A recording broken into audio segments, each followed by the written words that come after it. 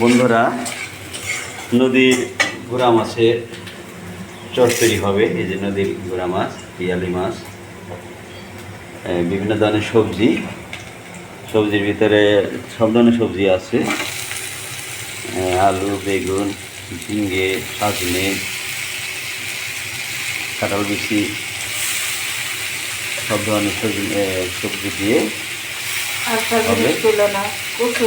কচু আছে, ও হ্যাঁ, কচু আছে, ঝিঙ্গে, কচু, সাজনে, আলু, বেগুন, পেঁয়াজ, কি সম্বাদ দিচ্ছি কি তেলের ভিতরে সরিষার তেলে কালি জিরা দেওয়া হয়েছে ফোড়ন।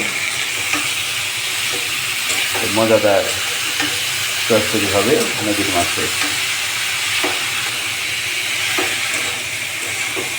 স্বাদ মতো লবণ দেওয়া হয়েছে এবং হলুদের গুঁড়া সামান্য।